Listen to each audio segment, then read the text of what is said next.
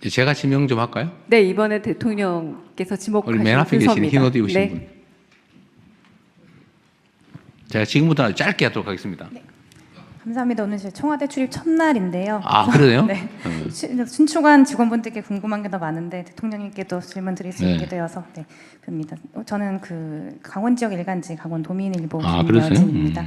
네, 저는 올림픽 얘기를 좀 하고 싶은데요. 네. 올해 이탈리아에서 동계 올림픽이 네. 있습니다. 메가 스포츠 이벤트들이 상당히 많은데 지금 우리나라에서도 동학의 올림픽을 다 치른 경험이 있고 또 전주에서도 하계 올림픽을 준비하고 있는 것으로 아는데요. 지금 올림픽 전문가들 사이에서는 그 동계 올림픽을 치를 수 있는 국가들이 상대적으로 적다. 그래서 다시 한번 한국이 가져갈 수도 있다라는 진단이 나오고 있습니다. 혹시 대통령님께서는 이 스포츠 메가 이벤트 관련해서 다시 한번 이 올림픽을 한국으로 유치할 수 있는 것에 대한 구상, 그리고 현재 가지고 있는 올림픽 유산을 어떻게 이어나가야 하는지에 대한 생각도 좀 듣고 싶습니다.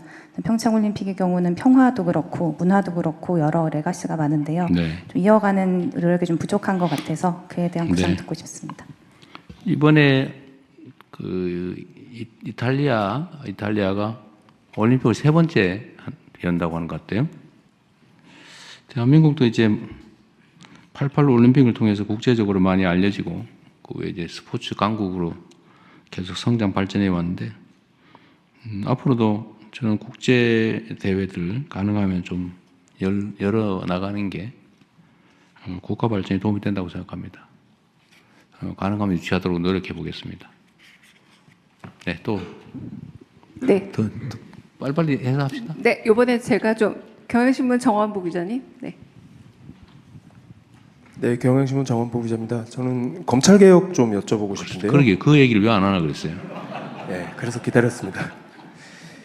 그 공소청법하고 중수청법 이제 정부안이 나왔었는데 대통령께서 지시하시기는 여당에는 숙의를, 정부에는 수렴을 지시하셨는데요. 여기 법안 자체에 대한 대통령의 평가에 관해서는 들은 바가 없는 것 같습니다. 그리고 과연 이제 어떤 구조로 어떤 방향으로 검찰 개혁이 이루어져야 된다고 생각하시는지 말씀 듣고 네. 싶습니다. 제가 인사 문제도 검찰 인사는 뭘 그리 어렵습니까? 또 각종 개혁 조치도 검찰이 관계된 건 뭘 그리 복잡하고 어려운지 모르겠어요. 이게 다 업보죠, 업보. 저는 뭐 극단적으로 그런 생각이 들기도 합니다. 검찰이 하도 저지른 업보가 많아가지고 마녀가 된 거 아니냐. 뭐든지 미운 거예요. 뭐든지 믿을 수가 없어요.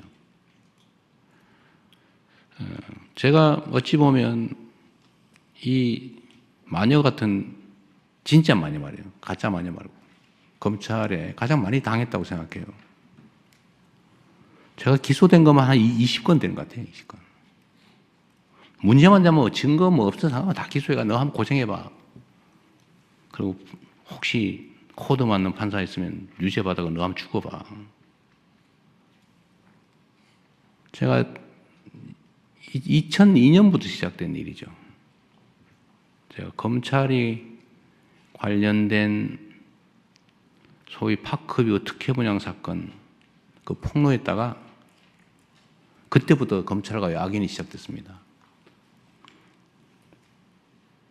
그 PD가 와가지고 우리 하필이면 그 전에 막 나 검사인데 뭐 이렇게 전화하다가 안 돼가지고 제 사무실에 난 인터뷰하려고 있었는데 그때 마침 콜백이 온 거예요. 그 저끼리 나 검사인데 그걸 막 통화한 게 옆에 있다가 나 오후에 내 재판 준비를 해야지 나 바빠 죽겠네. 이따 하도 뭘 희한한 나도 모르는 얘기 하고 있길래 가서 나 한번 들어봐서 카메라에 대고 하여튼 뭐 그래서 결론은 검사를 사칭 범죄로 질문을 가르쳐줬다. 검사 이름 가르쳐줬다. 그러니까 너 공범이다. 그때가 시작이었어요. 저를 잡는 게 목표였죠. 진짜 이 전화하고 나 검사인데 말이야 너 나한테 사실대로 이렇게 봐줄게 뭐 이렇게 전화해가지고 이게 다 불어버린 거죠. 그 시장이. 그 사람은 처벌도 안 됐어요. 나만 처벌됐어. 그게 시작이죠. 파크뷰 특혜 분양 사건에는 검사들이 관련이 있었죠. 대장동. 그 검사들이 해먹은 거 아닙니까? 한 패로. 하여튼 큰 부패 사건에는 검찰이 들어있더라고 보니까. 내 경험으로. 그래서 그 악연 이후로 뭐 건수만 되면 기소돼가지고 다행히 이 법원에서 무죄를 제가 무죄 받은 것도 참 많아요. 그 살아남아서 여기까지 왔죠.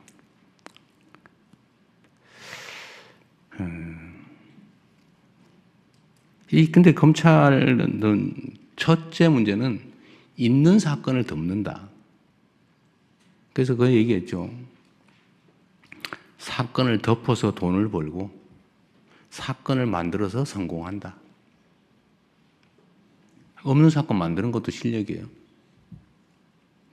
막 쥐어짜가지고 뭐 그러다 막 자살하고 죄 진 사람 잡아다가 넣고 봐줄 테니까 한번 얘기해봐 이래가지고 조작해가지고 없는 사람 집어넣고. 하여튼 덮는 것도 힘이고 만드는 것도 힘이죠. 근데 이걸 너무 많이 해가지고 결국 온 국민들이 의심하고 검사는 아무것도 하지 마. 지금 그렇게 된 겁니다. 제가 권력이라고 하는 건 부패나 남용의 가능성이 얼마든지 있기 때문에 그래서 삼권 분립도 하는 거예요. 한 사람이 다 권력은 위험하잖아요. 견제와 균형을 이루어야 된다. 권력은. 언제든지 부패하기 때문에 남용되기 때문에. 그래서 남용의 여지를 줄여야 된다.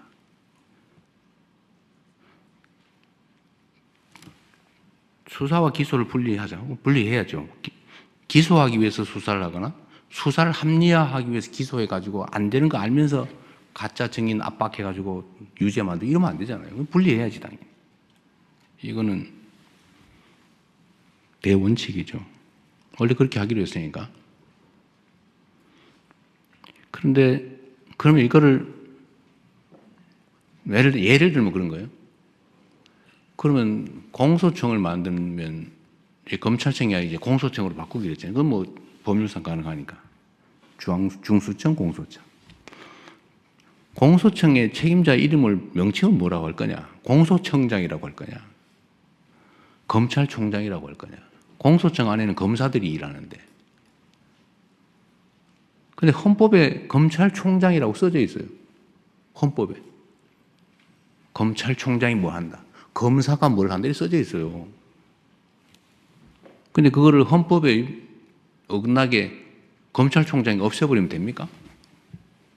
그런데 검찰 안 돼. 검찰자 쓰지 마. 공소청장이라 해야 돼. 지금 이러고 있잖아요. 못 믿겠으니까. 미우니까. 의심되니까. 그 의심이나 미움이나 이거 다 이해하죠. 그러나 법을 체계를 어길 수는 없다. 예를 들면. 근데 그런 걱정이 있는 거죠. 보완수사이기. 저는 보완수사를 안 하는 게 맞다고 생각해요. 그러나 예외적으로 필요한 경우가 있어요. 공소시효가 이틀밖에 안 남았는데, 예를 들면, 송치가 왔어요. 이틀밖에 안 남았어. 간단하게 어디 물어보면 돼. 예를 들면. 그런데 이거를 보완수사가 전면 금지가 되면 경찰로 다시 보내고 가는데 이틀, 오는데 이틀 하고 끝나버려요. 예를 들면 이런 경우 어떡할 거예요? 간단하게 확인하면 될 일을.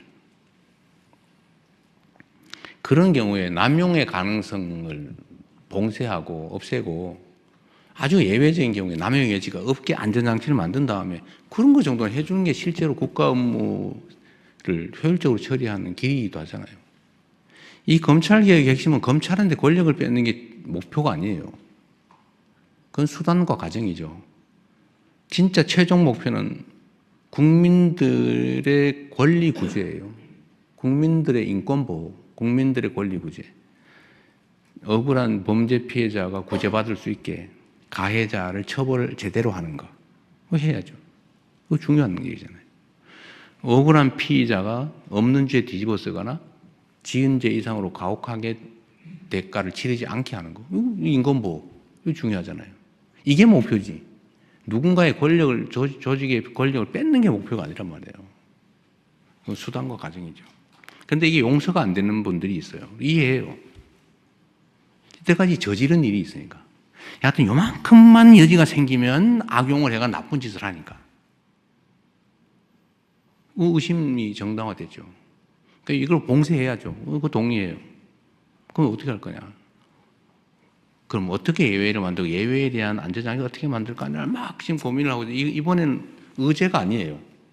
이번에 공소청, 중수청 그거는 나중에 더 연구해야 된다 이거는.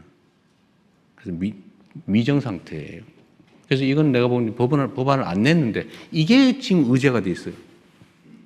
마치 정부는 보안 수사권을 주려고 하는 것처럼 단정을 하고 분명히 주려고 할 거야. 이재명이가 배신했어. 지지철에 이러고 있어요.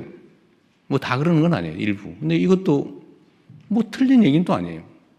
포기한다고 딱 깔끔하게 하면 좋은데 거기서 생긴 문제는 어떻게 할 거냐. 더 검토해야 된다. 이번에는 아니다. 이번에는 조직 체계만 하자. 근데 이게 지금 전면에 올라와 있어요. 이거 가지고 막 다투고 있어요. 이게 문제예요. 어려운 거죠. 이거 업보예요, 업보. 누구의 잘못도 아닙니다. 검찰의 잘못이에요. 근데 검찰도 이러면 생각해 보세요. 한 명이 아니에요. 그 2,000명이 넘는 검사가 있는데 그 중에 이런 나쁜 짓 한 검사 몇 명이나 됩니까? 한 10% 될까요? 누가 그러는데 200명 뭐 그렇게 얘기했잖아요. 오염된 권력을 남용하는 또 남용할 생각을 가진 것으로 의심되는 나머지 1,800명은 또는 최소 1,000명 이상 절반가량은 내가 보기에는 내가 검사로서 정말 억울한 사람 없게 국민의 인권을 보호하고 나쁜 놈 처벌하고 내가 평생을 여기 이런 사람이 있단 말이에요. 그 사람 다 그런 건 아니잖아요. 모두 그런 건 아니다. 그래서 이런 걸 다 고려해야 되는 게 이제 정부의 입장이죠. 저는 이 세부적인 내용을 다 물론 다 제가 검토하진 않아요. 그럼 물론 보고는 봤지요. 이렇게 얘기하고 있습니다. 그래요. 정부에다 맡겨놨으니까 얘기를 하고 정부안이 최종안이 될 수도 없잖아요. 입법은 국회가 하고 분명히 논쟁이 막 벌어질 텐데 그렇다고 해서 그 논쟁이 두려워서 그냥 검사의 모든 권력을 완전하게 뺏는 방식으로 그렇게 해놓으면 나중에 책임은 어떻게 질 건데요? 정치는 그래도 되죠. 정치가 자기 주장 막 하면 됩니다. 그러나 행정은 그러면 안 되죠. 책임이 더 크죠. 그래서 이 검찰개혁의 최종 목표는 인권보호와 피해자 보호에 있다. 법과 질서를 정의롭게 지키는 데 있다. 이게 여기에 가장 합당한 길이 뭐냐. 남용의 가능성을 봉쇄해야 된다. 오케이. 그러나 효율성이 제거돼서도 안 된다. 그게 뭐냐. 머리 아프죠. 어떻게 알아 그걸. 시뮬레이션 엄청나게 해봐야 돼요.